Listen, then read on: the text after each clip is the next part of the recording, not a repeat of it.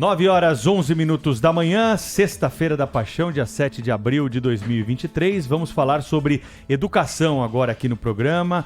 Para isso, estamos recebendo no nosso estúdio o diretor-geral da Faculdade do Comércio de São Paulo, Wilson Rodrigues, que é professor e tem, claro, uma larga experiência no ensino no Brasil. E hoje está aqui para conversar um pouquinho mais sobre diversos aspectos da educação conosco. Primeiro, eu queria que o senhor começasse falando sobre a Faculdade do Comércio, né, que é uma iniciativa da Associação Comercial de São Paulo voltada para comerciários. Você sabia que existia isso? Se não sabe, vai saber agora, porque tem uma faculdade criada justamente para esse público. O Wilson vai trazer para a gente aqui os detalhes ao vivo na Rádio Bandeirantes. Um prazer recebê-lo nesse dia aqui na Rádio Bandeirantes. Como é que funciona a faculdade? Há quanto tempo que ela já está em funcionamento, hein, Wilson? Bom dia. Bom dia, Pedro Campos. Fico muito honrado com o seu convite. Já quero desejar um bom dia a todos os seus ouvintes aqui da rádio, desse programa Gente, da Rádio Bandeirantes. E dizer que, na verdade, a Faculdade do Comércio, Pedro, é uma iniciativa das associações comerciais de todo o Brasil. Tá? São 2.300 associações comerciais, não é? E, digamos assim, a que tem mais envergadura, não é? Até mesmo pela importância econômica de São Paulo, é a Associação Comercial de São Paulo, que há 128 anos defende o empreendedorismo, a livre iniciativa, e há cerca de 3 anos atrás, eu, que sou de uma família de educadores, o professor Roberto Macedo, que é um dos maiores economistas do Brasil, tivemos essa ideia de criar justamente uma faculdade voltada para o varejo, voltada para o comércio.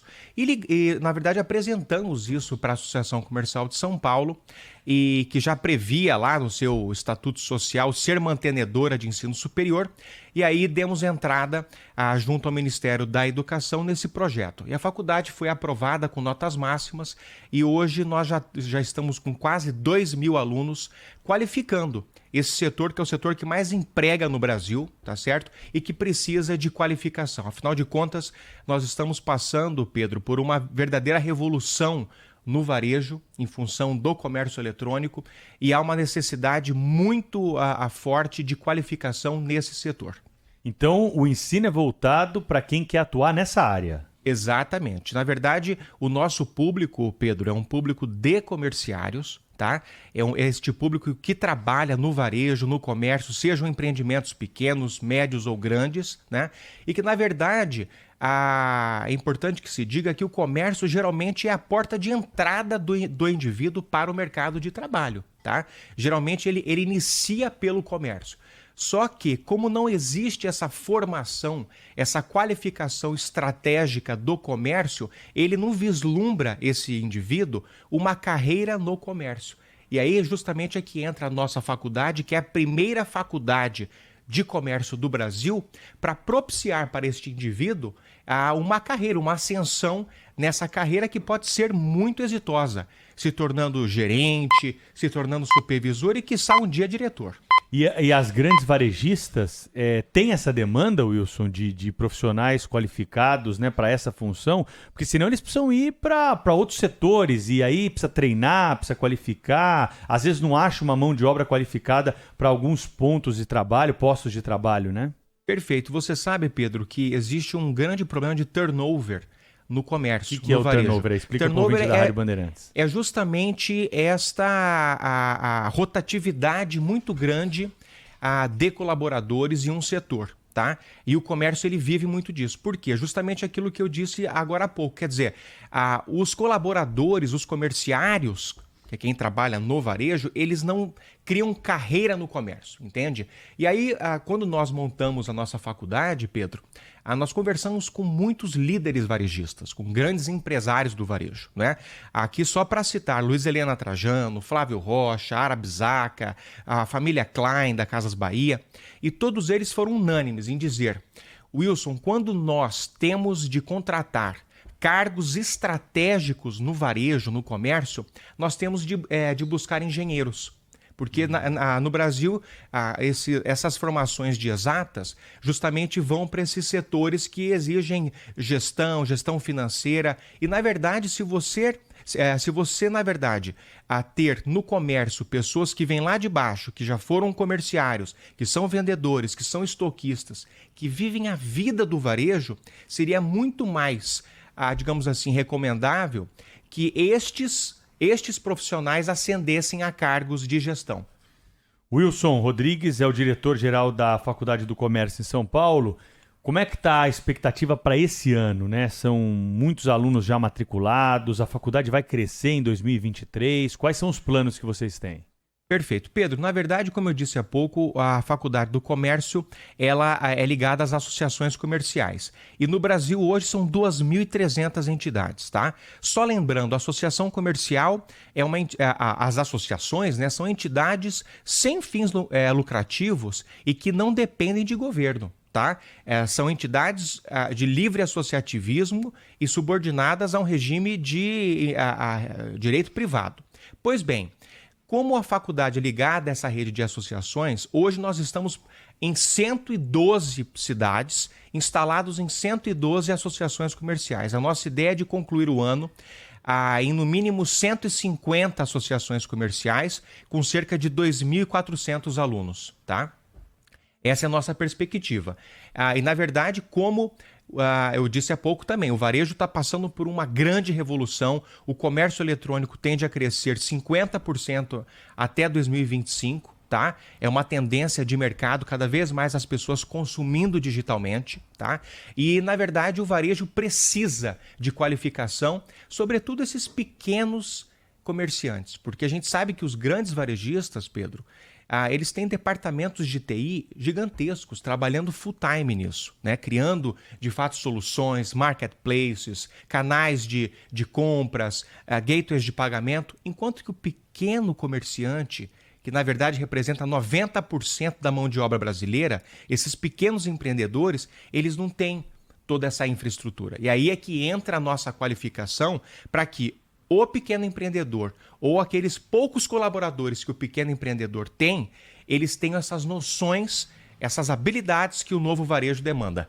Ô Wilson, na tua visão, né, como um especialista aí da área, onde está o pote de ouro do comércio do futuro, hein? É nesse e-commerce, com algum tipo de trabalho relacionado a isso? O que você vislumbra aí para os próximos anos para quem está nos ouvindo e tem interesse nessa área? Pedro, eu na verdade verifico que a grande tendência do comércio brasileiro ou global é o que se chama de phygital, tá?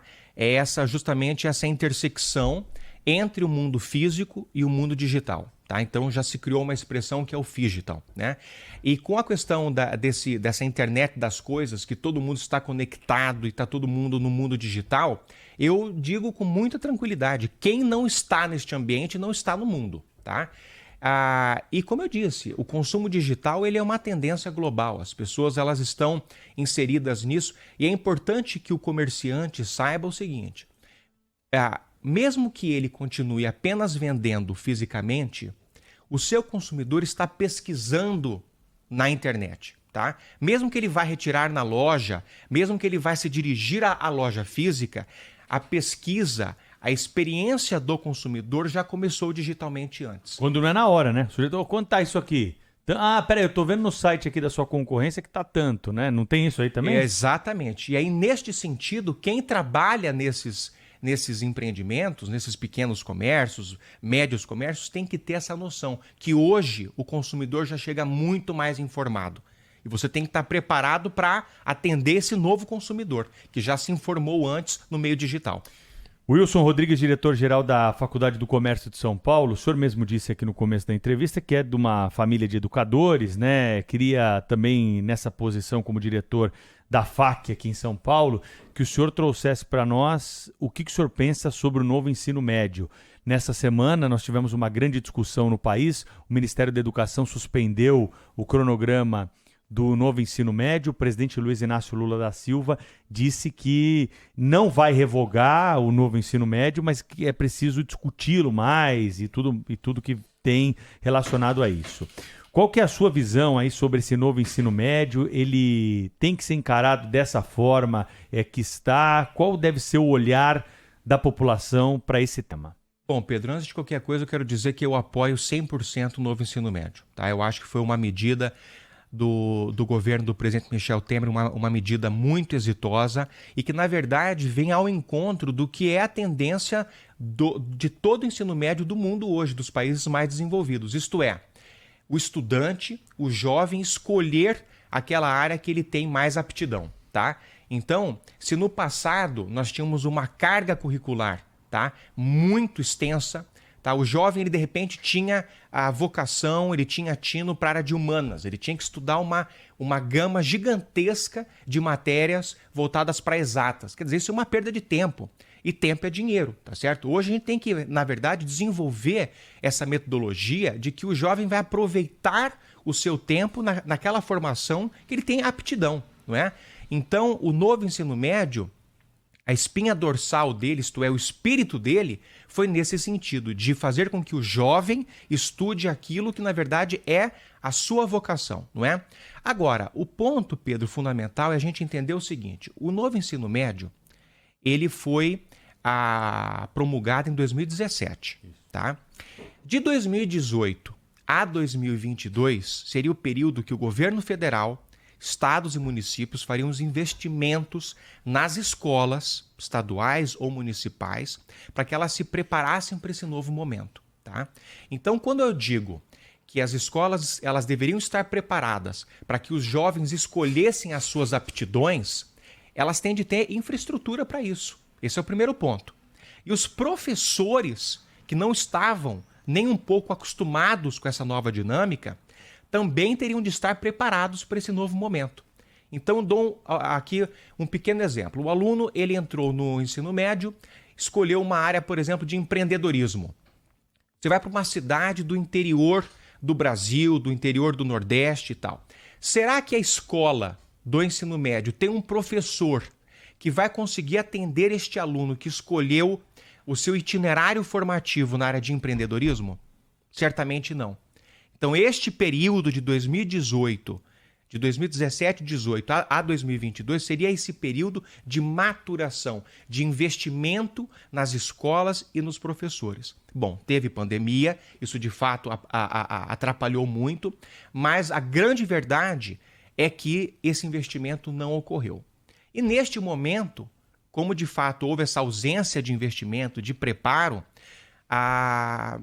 os gestores da educação brasileira, especialmente o MEC, está enxergando muitos problemas, tá certo? Agora, repito, quando muitos setores da sociedade, professores, falam contra o novo ensino médio, isso é um grande equívoco. Nós temos de estimular o novo ensino médio, prestigiar esta medida muito exitosa do governo Temer. Só que, de fato, como nesses 4 anos não houve esse investimento, não houve esse preparo, talvez o que a gente tenha de fazer é justamente a postergar um pouco a implementação, mas ele tem de ser implementado. Qual é o nível que chega do aluno, né, para a faculdade lá do comércio do ensino médio, né? O que o senhor sente aí dos jovens, ou a faculdade ela tem aí os calouros numa idade mais avançada, são pessoas que descobriram agora essa faculdade voltada para o comércio e estão ingressando aí nos estudos no ensino superior, não no momento posterior, imediato a deixar o ensino médio, mas já com alguma experiência maior de vida? Na verdade, Pedro, nós identificamos que o nosso público é um público um pouquinho mais velho, tá? É aquele público que encerrou o seu ensino médio, saiu da escola, não ingressou no ensino superior, e aqui vale dizer que no Brasil, dos jovens de 18 a 34 anos, apenas 16% têm acesso ao ensino superior, tá? Então, e aí também já saem das escolas, já saem do ensino médio com um nível muito deficitário de qualificação. Então a gente soma essa saída das escolas com um nível muito baixo de qualificação, a gente soma isso ao não ingresso no ensino superior e você tem então um quadro grave de uma falta de qualificação muito acentuada. Então, na verdade, o nosso público é esse público que não ingressou no ensino superior, saiu de uma escola bastante deficitária, tá? E aí, quando chega lá nos seus 35 anos, verifica que se não se qualificar, se não cursar o ensino superior para ter essa visão estratégica dos negócios, do varejo, ele não vai ascender. Ele não vai se tornar um gerente, não vai se tornar um supervisor, não vai ascender na carreira mesmo. E aí surge essa necessidade de fazer o ensino superior. Professor Wilson Rodrigues, diretor-geral da Faculdade do Comércio de São Paulo, muito obrigado por ter aberto um espaço na sua agenda aí, ter vindo até aqui para conversar com os nossos ouvintes nessa manhã sobre educação. Até uma próxima oportunidade, bom feriado, viu? Muito obrigado, Pedro, muito obrigado pela oportunidade. Desde já quero desejar uma feliz Páscoa a todos. Um abraço.